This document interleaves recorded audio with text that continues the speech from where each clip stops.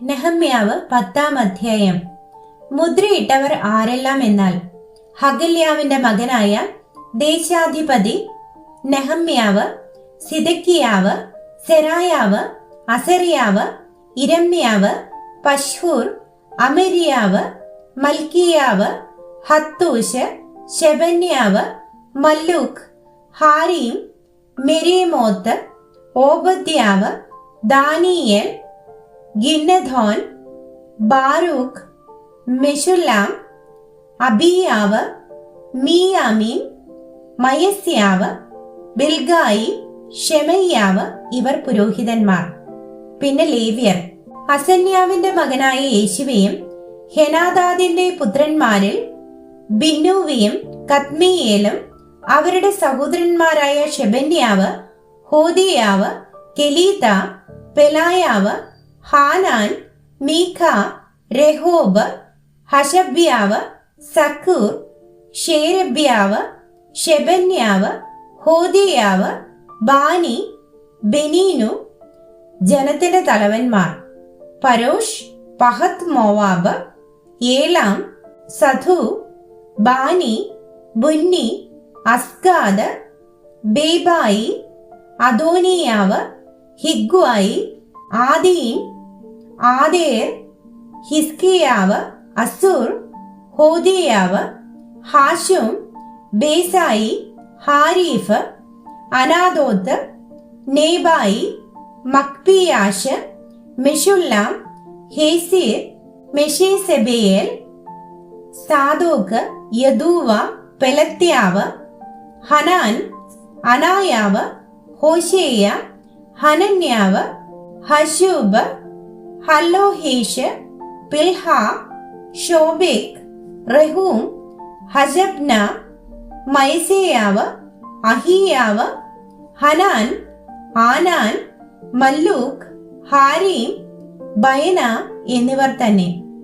ശേഷം ജനത്തിൽ പുരോഹിതന്മാരും ലേവ്യരും വാതിൽ കാവൽക്കാരും സംഗീതക്കാരും ദേവാലയദാസന്മാരും ദേശത്തെ ജാതികളോട് വേർപെട്ട് ദൈവത്തിന്റെ ന്യായപ്രമാണത്തിങ്കിലേക്ക് തിരിഞ്ഞു വന്നവരൊക്കെയും അവരുടെ ഭാര്യമാരും പുത്രന്മാരും പുത്രിമാരുമായി പരിജ്ഞാനവും തിരിച്ചറിവുമുള്ള ഏവരും ശ്രേഷ്ഠന്മാരായ തങ്ങളുടെ സഹോദരന്മാരോട് ചേർന്ന് ദൈവത്തിന്റെ ദാസനായ മോശെ മുഖാന്തരം നൽകപ്പെട്ട ദൈവത്തിന്റെ ന്യായപ്രമാണം അനുസരിച്ച് നടക്കുമെന്നും ഞങ്ങളുടെ കർത്താവായ യഹോവയുടെ സകല കൽപ്പനകളും വിധികളും ചട്ടങ്ങളും പ്രമാണിച്ച് ആചരിക്കുമെന്നും ഞങ്ങളുടെ പുത്രിമാരെ ദേശത്തെ ജാതികൾക്ക് കൊടുക്കുകയോ ഞങ്ങളുടെ പുത്രന്മാർക്ക് അവരുടെ പുത്രിമാരെ എടുക്കുകയോ ചെയ്യുകയില്ലെന്നും ദേശത്തെ ജാതികൾ ശബത്ത് നാളിൽ ചരക്കോ യാതൊരു ഭക്ഷണ സാധനമോ വിൽപ്പാൻ കൊണ്ടുവന്നാൽ ഞങ്ങൾ അത് ശബത്ത് നാളിലും വിശുദ്ധ ദിവസത്തിലും അവരോട് മേടിക്കുകയില്ല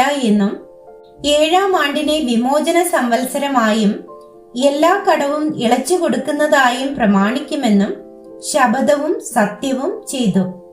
ഞങ്ങളുടെ ദൈവത്തിന്റെ ആലയത്തിലെ ശുശ്രൂഷയ്ക്ക് വേണ്ടി കാഴ്ചയപ്പത്തിനും നിരന്തര ഭോജനയാഗത്തിനും ശബത്തുകളിലെയും അമാവാസികളിലെയും നിരന്തര ഹോമയാഗത്തിനും ഉത്സവങ്ങൾക്കും വിശുദ്ധ സാധനങ്ങൾക്കും ഇസ്രായേലിനു വേണ്ടി പ്രായശ്ചിത്തമായി അർപ്പിക്കേണ്ടുന്ന പാപയാഗങ്ങൾക്കും ഞങ്ങളുടെ ദൈവത്തിന്റെ ആലയത്തിലെ എല്ലാ വേലയ്ക്കും വേണ്ടി ആണ്ടുതോറും ഷേക്കലിൽ 1/3 കൊടുക്കാമെന്നും ഞങ്ങൾ ഒരു ചട്ടം നിയമിച്ചു.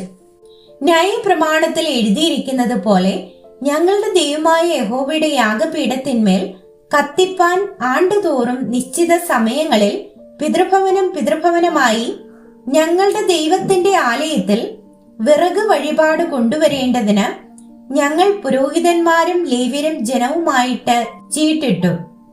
ആണ്ടുതോറും യഹോവയുടെ ആലയത്തിലേക്ക് ഞങ്ങളുടെ നിലത്തിലെ ആദ്യവിളവും സകലവിധ വൃക്ഷങ്ങളുടെയും സർവഫലങ്ങളിലും ആദ്യഫലങ്ങളും കൊണ്ടു ചെല്ലേണ്ടതിനും ന്യായപ്രമാണത്തിൽ എഴുതിയിരിക്കുന്നത് പോലെ ഞങ്ങളുടെ പുത്രന്മാരിലും മൃഗങ്ങളിലും ഉള്ള കടിഞ്ഞൂലുകളെയും ഞങ്ങളുടെ ആടുമാടുകളിലുള്ള കടിഞ്ഞൂലുകളെയും ഞങ്ങളുടെ ദൈവത്തിന്റെ ആലയത്തിൽ ശുശ്രൂഷ ചെയ്യുന്ന പുരോഹിതന്മാരുടെ അടുക്കൽ ഞങ്ങളുടെ ദൈവത്തിന്റെ ആലയത്തിലേക്ക് കൊണ്ടു ചെല്ലേണ്ടതിനും ഞങ്ങളുടെ തരിമാവിന്റെയും ഉദർച്ചാർപ്പണങ്ങളുടെയും സകലവിധ വൃക്ഷങ്ങളുടെ അനുഭവമായ വീഞ്ഞിന്റെയും എണ്ണയുടെയും ആദ്യഫലം ഞങ്ങളുടെ ദൈവത്തിന്റെ ആലയത്തിലെ അറകളിൽ പുരോഹിതന്മാരുടെ അടുക്കലും ഞങ്ങളുടെ കൃഷിയുടെ ദശാംശം ലേവ്യരുടെ അടുക്കലും കൊണ്ടു ചെല്ലേണ്ടതിനും തന്നെ.